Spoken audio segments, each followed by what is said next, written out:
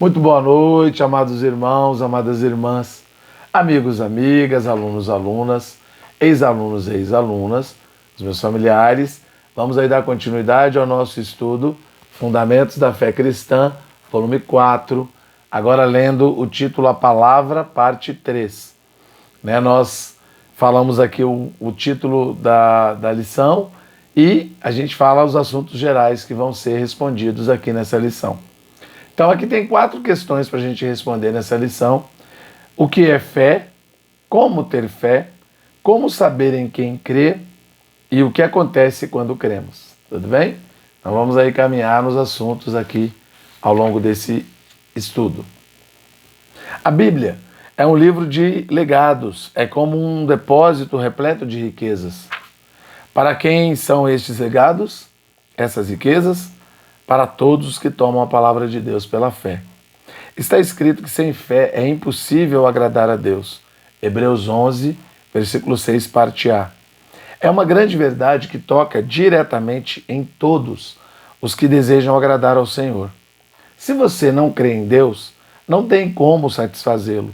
O versículo continua: é necessário que aquele que se aproxima de Deus creia que Ele existe e que se torna galardoador daqueles que o buscam.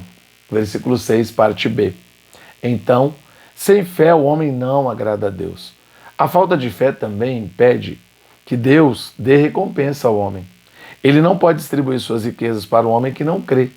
Podemos até dizer da seguinte maneira: sem fé é impossível Deus satisfazer o homem. A Bíblia é um livro cheio de presentes, heranças e legados, mas só pode recebê-los quem crê, quem tem fé. Se a Bíblia Sagrada é um livro especial ou comum, depende do contato que você tem com ela. Como devemos relacionar-nos com a palavra de Deus? Nenhum cristão sério pode ignorar esse importante fundamento em seu viver. O falar de Deus precisa de um coração correto, que o acolha, como diz o Espírito Santo. Hoje, se ouvirdes a sua voz, não endureçais o vosso coração. Hebreus 3, 7, 8, parte A. Que é um coração endurecido?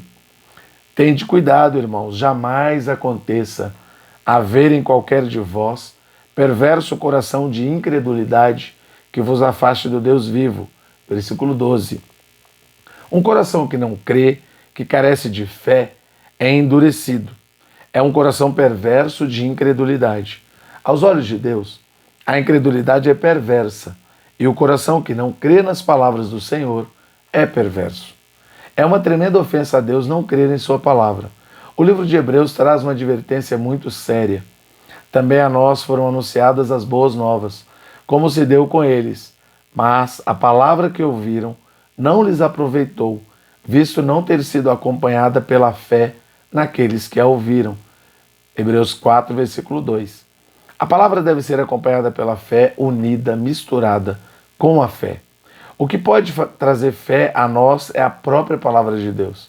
Portanto, não podemos ter coração perverso e incrédulo.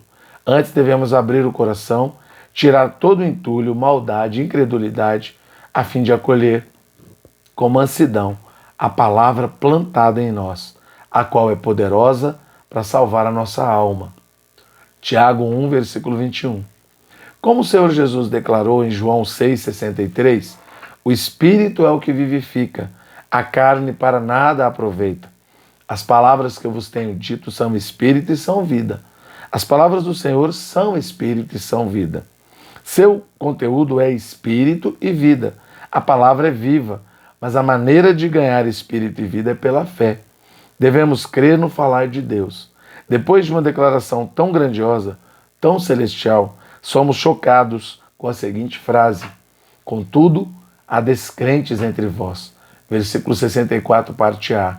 As palavras cheias de espírito e vida não podiam fazer nada pelos que não criam. Isso é uma advertência para nós. Não sejamos descrentes. Ao ouvir o que Deus fala, se agirmos desta maneira, não podemos receber todas as riquezas das palavras que Ele tem para nós.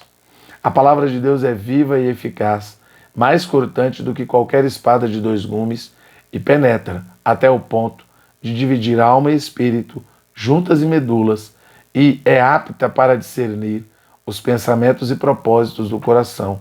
Hebreus 4, versículo 12. A palavra de Deus é viva e ela também é ativa e dinâmica. É um instrumento que Deus usa para realizar grandes transformações nos crentes. Todos precisam se colocar sob o operar da palavra de Deus. Ela também é eficaz e não falha. Devemos crer que o operar da palavra em nós produz os melhores resultados. Mudanças comportamentais exteriores, pensamentos filosóficos, artifícios sofistas são superficiais e não têm eficácia no tratamento mais profundo do nosso ser. Os cristãos devem se apresentar ao trabalhar da palavra de Deus. Ela é viva, eficaz, cortante, penetrante, capaz de dividir e discernir tudo que se passa no íntimo de todo homem. Aleluia! Se tomarmos a Bíblia como meras letras impressas, não desfrutamos o contato vivo com a palavra de Deus. A nossa relação com a palavra deve ser de vida, porque a vida está nela. João 1, versículos 1 e 4. A vida aqui é a vida divina, eterna, incriada, indestrutível, vitoriosa, de ressurreição e que vivifica. Outra razão ainda temos nós, para incessantemente dar graças a Deus, é que tendo vós recebido a palavra que de nós ouvistes, que é de Deus, acolhestes não como palavra de homens, e sim como verdadeiramente é a palavra de Deus, a qual com efeito está operando eficazmente em vós os que credes. 1 Tessalonicenses 2, versículo 13. O fato relatado neste versículo foi motivo de muita alegria para Paulo. Os tessalonicenses tiveram reação muito apropriada ao falar dos apóstolos. Aqueles irmãos perceberam que no falar de Paulo e seus companheiros, o próprio Deus lhes falava. Não ouviam Paulo, Silvano e Timóteo, ouviam Deus, recebiam as palavras divinas. Acolher as palavras de Deus é diferente de acolher as palavras de homens. Lembremos, as palavras que eu vos tenho dito são espírito e são vida. Se ele fala, o conteúdo é espírito e vida. Claro, Deus usou Paulo, Silvano e Timóteo, mas falava por meio deles. E os tessalonicenses discerniram isso. Quando a recepção da palavra é correta, os frutos aparecem. Como na parábola do semeador em Mateus 13. A semente era a mesma, mas havia 4 tipos de solo. Conforme a qualidade do solo, era o resultado da colheita. A semente era a palavra do reino. O semeador, o próprio Senhor Jesus. Quando ele fala, a semente deve germinar, brotar, crescer, desenvolver e dar frutos. Se o coração não estiver correto, não vai produzir os frutos esperados. Versículos 3 a 9, 18 a 23. Os tessalonicenses deram ao Senhor uma boa terra. Nos que creem, a palavra opera eficazmente. Como está nosso coração? A fé é o fundamento, o conteúdo, e provém de ouvir a palavra de Deus. Para compreender melhor a importância do ouvir para obter fé, observemos a seguinte ilustração. A fé é como se fosse um círculo à esquerda e a fé objetiva, que para fins de clareza grafaremos com inicial maiúscula. Seu conteúdo é o plano eterno de Deus, ou seja, sua economia neotestamentária à direita. Vemos 3 círculos concêntricos que representam o ser humano com suas 3 partes: corpo, alma e espírito. 1 Tessalonicenses 5, 23. Quando cremos no Senhor Jesus, recebemos em nosso espírito um elemento chamado fé.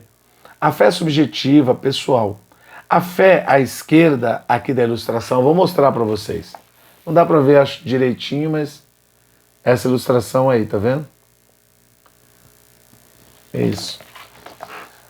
A fé à esquerda está fora de nós e representa tudo que Deus é, tem e realizou. O desejo de Deus é colocar em nós todo esse conteúdo. E como conhecer essa fé dentro do ser humano? Por meio de sua palavra, de seu falar. Em sua sabedoria, Deus pôs a eternidade no coração do homem. Lá em Eclesiastes 3,11 diz isso. Esse fato torna possível ao homem receber todo o conteúdo da fé em seu espírito humano. Dessa forma, em nossa experiência, quando ouvimos a palavra de Deus e nela cremos, a fé objetiva entra em nós e se torna parte de nós. Isto é, torna-se nossa fé, a qual chamamos de fé subjetiva. Essa fé cresce gradativamente nos que creem no falar divino e o recebem. Na figura que eu mostrei para vocês, vemos que Cristo transporta a fé para dentro do nosso espírito por meio de sua palavra, representada pelo caminhãozinho. Essa transferência ocorre por ouvir a palavra de Cristo. Romanos 10, 17. A vida cristã começa quando recebemos essa fé inicial. Ela entra em nós como uma semente, que se desenvolve como uma planta. Assim como uma planta, essa fé precisa crescer continuamente em nós. Em versículos 1, 17. A fim de encher nosso espírito, saturar nossa alma, até por fim, dar vida a nosso corpo mortal. Romanos 8, 11. Na experiência normal dos cristãos, a fé deve crescer cada vez mais, ao ouvir a palavra de Cristo ministrada pelos apóstolos e profetas. A fé de que estamos falando não é superstição, mas nossa capacidade de crer. É o processo que se inicia quando a palavra de Cristo vem até nós e nós ouvimos com os ouvidos. Romanos 10, 14. Cremos com o coração. Versículos 9 e 10. Por fim, essa palavra entra no nosso espírito para se constituir como nossa fé subjetiva. Essa ação contínua vai enchendo todo o nosso ser. Espírito, alma e corpo. Até que alcancemos a maturidade na vida cristã. A atitude que precisamos ter diante de Deus é de humildade. Mateus 11, 25, o Senhor Jesus disse: graças te dou, ó Pai, Senhor do céu e da terra, porque ocultaste estas coisas aos sábios instruídos e as revelastes aos pequeninos. Esses sábios instruídos, aos próprios olhos, se acham sabedores de tudo. Pessoas assim não recebem revelação das coisas de Deus. Pelo contrário, Deus faz com que fiquem ocultas para elas. No entanto, Ele as revela aos pequeninos. Diante do Senhor, devemos assumir a posição de pequeninos, de carentes, de pobres em espírito. As palavras de Deus podem ser ocultas dos sábios instruídos. Se ao ouvir uma mensagem ou ler um livro espiritual, nossa atitude é de isso já sei, o Espírito não poderá conceder-nos mais nada. Todavia, se o coração é como de um pequenino, que precisa crescer, a luz da palavra brilhará em seu interior e ganharemos algo. Tomando como ilustração as instruções de Levítico 11, os animais que eram considerados limpos por Deus e podiam fazer parte da alimentação do povo de Israel tinham as seguintes características: unha fendida, casco dividido e ruminavam. Versículo 3. Ruminar, em poucas palavras, é mastigar várias vezes o mesmo alimento. Aplicando isso a nós, devemos ruminar a palavra de Deus várias vezes. Como diz Salmos 1:2, o homem de Deus tem prazer na lei do Senhor, e na sua lei medita de dia e de noite. Com tal comportamento haverá melhor assimilação do falar de Deus. E o discernimento das coisas, representado pela unha fendida e o casco dividido, se torna mais aguçado por parte dos que ruminam a palavra do Senhor. Hebreus 4:12 e Hebreus 5:14. O livro de Apocalipse usa um termo especial quando se refere aos cristãos que ouvem e praticam a palavra. Chama de vencedor. Apocalipse 2:7, 11, 17, 26 a 29, Apocalipse 3, 5 e 6, 12, 13, 21 e 22. Os versículos indicados mostram o chamamento dos vencedores. O Espírito fala às igrejas, mas é preciso ter ouvidos para ouvir. O Senhor Jesus falou a mesma coisa ao final da parábola do semeador. Quem tem ouvidos para ouvir, ouça. Mateus 13:9, Marcos 4:9. Desse modo, percebemos que devemos ouvir de forma correta as palavras do Senhor. Para ser vencedores é primordial que tenhamos envolvimento intenso e vivo com a palavra de Deus. Devemos estar totalmente abertos ao operar de seu falar em nós. Ele quer fazer de cada um de nós um vencedor.